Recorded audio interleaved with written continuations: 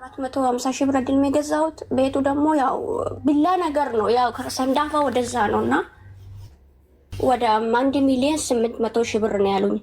ከዚህ በፊት ሰው ደላላ አይቶ ማለት ነው። ሰው በአጠቃላይ ባንክ ውስጥ የነበረ አንድ ቤቱን ግምቱ ቤቱን ማለት ነው 1 ሚሊዮን 800 ሺህ ብር ነው።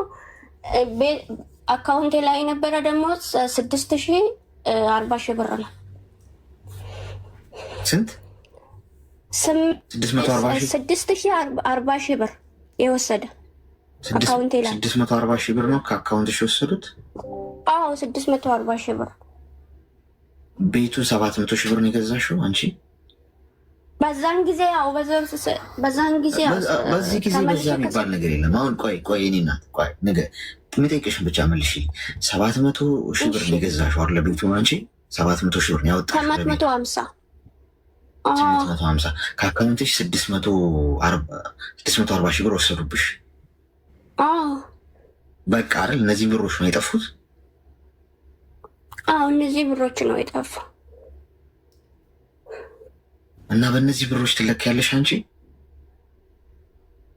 በእነዚህ ብሮች ትለኪያለሽ? የኔ ናት እስካሁን ምን ያህል ጊዜ ነው የሆነው? ይሄ አለሽ እኮ ስንት ዓመት መሰለሽ? አሁን እኮ 14 ዓመቴ ነው። 14 ዓመት እኮ አረብ ሀገር ግን ምንም ነገር የለም። የኔ ናት ቆይ የኔ ናት አዳምጪኝ።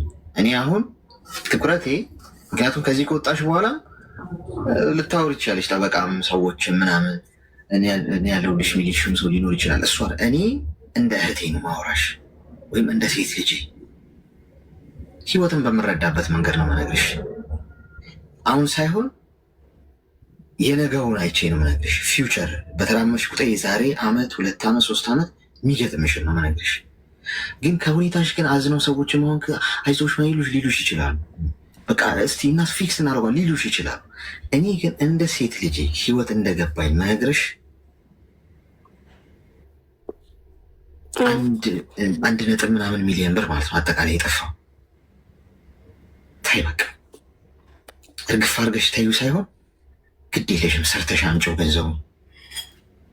አትሙች። ሌላ ተስፋ አድርገሽ በሌላ ጨለማ ውስጥ አትይሽ። ይሆናል ብለሽ ጭላንጨል ተስፋ አይተሽ ሲወድቅና አልተሳካም ስትበይ ሲፈርስ የማንም መጠቀሚያ እየሆንሽ እድሜሽ አይለቅ። 14 ዓመትሽ ነው። አዎ ሰው ስንት ፎቅ ሰርቶ ይፈርስበታል እንዴ? ያጣ እንዴ? አካውንት ውስጥ ያለውን ገንዘብ ታሙስ ለሕክምና ብሎ ያወጣዋል እንዴ? 10 ሚሊዮን ብርስ ብትጠየቂ ታመሽ መክፈል ካትቻልሽ እኮ በቃ ማሽንሽ እኮ ማለት ልፋትሽ ነው። አይ ነው ግን ሳይሽ ለ1.5 በይው ብለሽ በጣም ህይወትሽ ተመሰቃቅሏል፣ ጨልሞብሻል። ራስሽን ስለማጥፋት እያሰብሽ እመኚኝ። ይህንን ገንዘብ ደህና ስራ ብታገኝ 2-3 ዓመት ወጥረሽ ብትሰሪ ትተኪዋለሽ። ጥርስሽን ነክሰሽ ሴፍ ብታረጊ ከዛ እንደገና ትነሻለሽ። ገብቶሻል? ግድ የለም ቆም ብለሽ አስቢ። እንዲህ የሚነግርሽ ሰው ላይኖር ይችላል። እኔ ግን እውነቱን ዋጥ ቢያደርገው ጥሩ ነው ብዬ ስለማስብ አይዞሽ እያልኩ እያባበልኩሽ ነገም ደግሞ መተሽ እንድታለቅሽ አልፈልግም። እምን ብለሽ ተቀብለሽው ከዜሮ ጀምሪ። አለቀ። እኔም በአንቺ ቦታ ማድረገው ነው። በቃ ማይሆን አይነት ነገር ከባድ ነገር ከሆነ ከዜሮ ጀምራለሁ። እስካሁን ባለፈው ከነገርሽን ጀምሮ ብትሰሪ እስካሁን ምን ያህል ገንዘብ ሴፍ ታደርጊያለሽ? እቁብ ግቢ፣ ገንዘብ ሴፍ አድርጊ፣ ከሰው ራቂ፣ ማንም ሰው አትመኝ። 13 ቤተሰብ ነው ማስተዳድረው አልሽኝ። የምትሰሪበት አረብ ሀገር ቀይሪ ስራ ቀስ ብለሽ። አሁን የተሻለ ስራ እንዴት ነው? እንደገና ወገብሽን ሸብ አድርገሽ ማለት ነው ለእንደገና ስኬት፣ ለእንደገና ዜሮ ብትገቢ እንደገና ስለመነሳት አስቢ። ህይወት እኮ ትምህርት ቤት 1.5 ሚሊዮን ብር ተጭበርብረሽና ማጅራትሽ ተመቶ ትምህርት ከተማርሽ በኔክስት ምናልባት አንቺ 5 ሚሊዮን ብር 10 ሚሊዮን ብር መትሰሪ ሰው እኮ ትሆኛለሽ። ምትበሲው እኮ በዚህ መንገድ ነው። ማልቀስ አቁሚ። ስላለቀሽ ምንም የሚፈጠር ነገር የለም። ማንም አይደርስልሽም፣ ማንም አይመጣልሽም፣ ማንም አንቺን ጦርነት አይዋጋም። ይህንን እንቅጩ ነው የምነግርሽ። ጠበቃም በይ ጓደኛም በይ ዘመድ አዝማድም በይ እኔ ጋርም ብትመጪ እኔ ምንም ላደርግልሽ አልችልም። ሰንበዲም ነገር አይዞሽ ምናምን ሊልሽ ነው የሚችለው እንጂ የአንቺን ጉዳይ እንደ ጉዳዩ ስልችትና ትክት ሲለው በቃ አልቻልኩም ይልሻል። አልቻልኩም በቃ አልሆነም ይልሻል። ሰው አንቺ ያን የሌለ እብደት ነው የምትጋለጭው። እንደዛ እንዳይሆነ የኔ ሀሳብ። እሺ የኔ እናት ተግባባን? እሺ ሌክሳሽ ነገ ጠንካራ ሆነሽ መጥተሽ እንድትነግሪኝ እፈልጋለሁ። እሺ እሺ። በጣም አድርጌ ነው የማመሰግነው። እግዚአብሔር ባርክ። ጋይ ቢሳልቅ አመሰግናለሁ። እንትን ቀሎኛል። አሁን አመሰግናለሁ። አይዞሽ እኔ ታይም። እሺ እሺ አስወጣኝ። እሺ ጋይስ፣ እቺ ልጅ ራሷን ሪቢውልድ ማድረግ አለባት። ገብቷችኋል? ተወደደም ተጠላም እውነታው እሱ።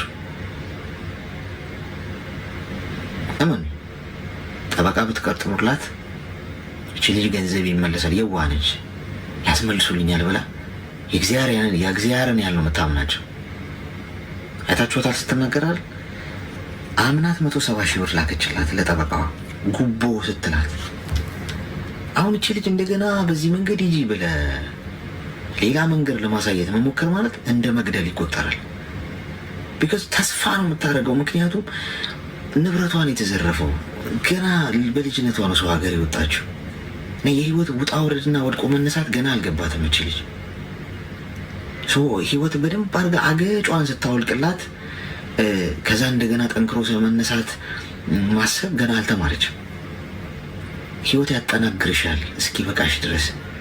ምናልባት የገነባሽው በአንድ ጀንበር ዶጋመር ሊሆን ይችላል። አንቺ በሰዎች ነው የተዘረፍሽው። ህንፃ ገንብተሽ በአንድ ጀንበር በአደጋም በምን ሊፈርስ ይችላል።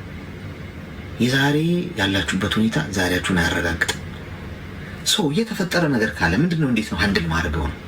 ከሆነ ሞክራለሁ በጎን ካልሆነ እንደገና ራሴን ሪቪው ላደርጋለሁ። ትምህርት ወስጄ ከዜሮ ራሴን እያከምኩ እንደገና ለመጠንከርና ለመዳን እሞክራለሁ እንጂ ሌላ ተስፋ እያደረኩ ራሴን አላጣም። ህይወት አጭር ስለሆነ ሰው አሁን በውስጥ መስመር ሄዳችሁ ያለሁልሽ ምናምን የምትሏት ሰዎች ብትመክሯት ጥሩ የሚሆነው ራሷን እንድታጠነክር እንደገና እንድትነሳ።